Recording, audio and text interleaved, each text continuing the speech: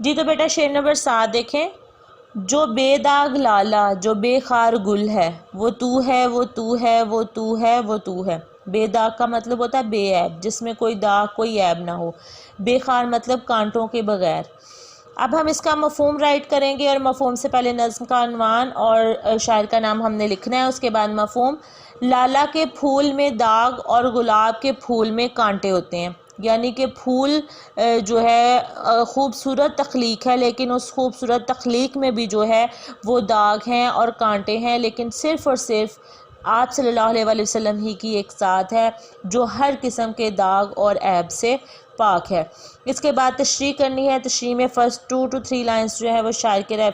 تعارف کی لکھنی ہے، اس کے بعد پہلے مصرعے کی طرف چلیں گے۔ تشریح طلب شعر کے پہلے مصرعے میں شاعر جو ہیں وہ کہتے ہیں، کس کا ذکر کر رہے ہیں؟ لالا اور گلاب کا، یعنی پھولوں کا ذکر کر رہے ہیں کہ یہ دونوں پھول جو ہیں وہ اللہ کی تخلیق ہیں، اور بے شک اللہ تعالیٰ کی قدرت کا بہترین مظہر ہے، اور جو اپنی خوبصورتی اور میں جو ہے اور دلکشی میں جو ہیں وہ منفرد ہیں، یعنی پھول جو ہیں وہ اپنی دلکشی اور خوبصورتی کی وجہ سے دوسروں سے منفرد جو ہیں وہ نظر آتے ہیں، دوسری ہر چیز سے۔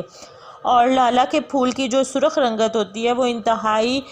جو ہے وہ آنکھوں کو اچھی لگتی ہے، مگر اللہ نے اس کے سینے میں کالا داغ رکھ دیا ہے، یعنی پھول کے درمیان میں کالا جو داغ ہوتا ہے نا،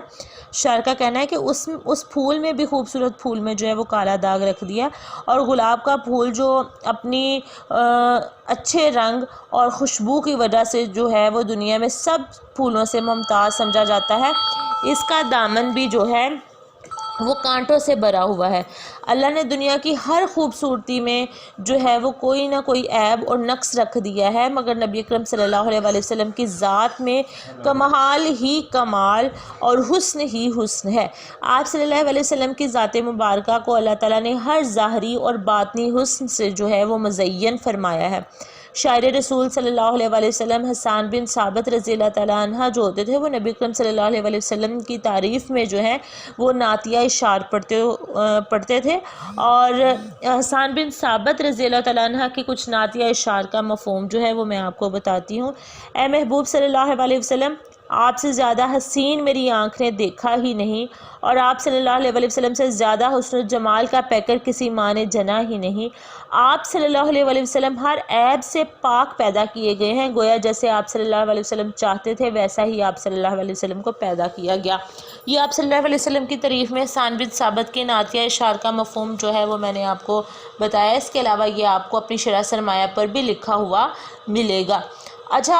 یہ میں اسکرین پر شو نہیں کر رہی، اس کو آپ بک سے دیکھ لیجئے گا، یا جو میں نے ریوائز کیا ہے اس کو آپ نوٹ کر لیں، اس کو آپ جو ہے وہ ریفرنس کے طور پر بھی جو ہے وہ لکھ سکتے ہیں۔ اچھا جی، اس کے بعد نیکسٹ چلتے ہیں کہ آپ صلی اللہ علیہ وسلم کی سیرت و صورت جو ہے وہ ہر دلکشی جو ہے وہ عطا کی گئی۔ آپ نے دیکھا اس دنیا میں جو ہے وہ انسانوں پر غور کیا ہوگا، اگر کسی کی صورت اچھی ہوتی ہے تو وہ سیرت کے لحاظ سے تھوڑا کمتر ہوتا ہے، لیکن اگر کسی کی سیرت اچھی ہوتی ہے تو وہ صورت کے لحاظ سے دوسرے سے تھوڑا کمتر ہوتا ہے۔ واحد ذات نبی اکرم صلی اللہ علیہ وآلہ وسلم کی ہے جو سیرت، صورت، رہن سہن، یعنی کہ ہر لحاظ سے آپ صلی اللہ علیہ وسلم ایک مکمل اور دلکش جو ہیں وہ رہے ہیں، اور یہ دلکشی اللہ تعالیٰ نے آپ کو عطا کی ہے جو ہر قسم کے نقائص سے پاک ہے۔ نبوت نہیں ملی تھی تو وہ راز ظاہر ہونے لگے کہ کافر بھی آپ صلی اللہ علیہ وسلم کی عظمت کے جو تھے وہ قائل ہونے لگے تھے، یعنی کافر جو آپ صلی اللہ علیہ وسلم پر ایمان نہیں لاتے تھے نا، وہ بھی آپ صلی اللہ علیہ وسلم کی طرف مائل ہوتے تھے، اور آپ صلی اللہ علیہ وسلم کی باتوں سے قائل بھی ہوتے تھے۔ اچھا جی، یہاں پر میں اشعار جو ہیں وہ آپ نے ایڈ کرنا ہے ریفرنس کا۔ وہ کمال حسن حضور ہے کہ گمانے نقص جہاں نہیں، یہی پھول خار سے دور ہے، یہی شمع ہے کہ دھواں نہیں، یعنی کہ آپ صلی اللہ علیہ وسلم وہ کمال حسن رکھتے ہیں کہ آپ صلی اللہ علیہ وسلم میں کوئی کسی قسم کا نقص نہیں ہے، اور آپ ایک ایسا پھول ہیں جو کانٹے کے بغیر، یعنی کانٹوں سے کوسوں دور ہیں، اور آپ صلی اللہ علیہ وسلم ایک ایسی روشنی ہے، ایک ایسی شمع ہے کہ جس کا دھواں بھی نہیں ہے، یعنی آپ صلی اللہ علیہ وسلم کمال حسن حضور ہیں۔ اچھا جی، اس کے بعد آپ نے جو ہے وہ اینڈنگ کرنی ہے، اور اینڈنگ آپ کو پتہ ہے کہ پہلے مصرے اور دوسرے مصرے دونوں کو ملا کے ہم کرتے ہیں، اور اس میں یہ ہے کہ آپ اس شعر میں شاعر جو ہیں وہ لفظی تکرار سے، یعنی وہ تو ہے، وہ تو ہے، وہ تو ہے، وہ تو ہے، یہ لفظی تکرار ہے نا، تو اس لفظی تکرار سے آپ صلی اللہ علیہ وسلم کی شان، آپ کی عزت، آپ کی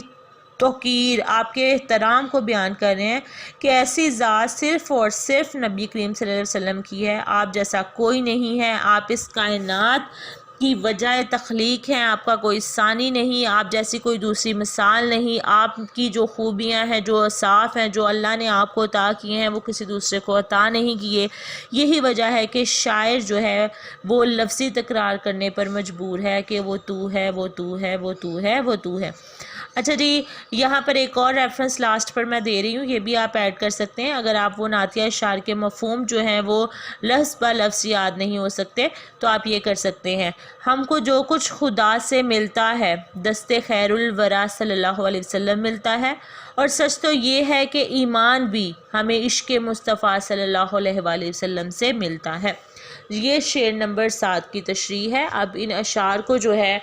نیکسٹ سیٹرڈے اور سنڈے آ رہا ہے، آپ کی کلاس جو ہے وہ نہیں ہوگی اردو کی، تو آپ ان ڈیز میں پریویس کام جو پریویس اشعار کیے ہیں، جو آج دن کیے، ان کو یاد کر کے آپ جو ہے وہ رجسٹر پر رائٹ کریں گے، اور منڈے جو میرا آپ کے ساتھ لیکچر ہوگا اس میں آپ مجھے یہ چیک کروائیں گے۔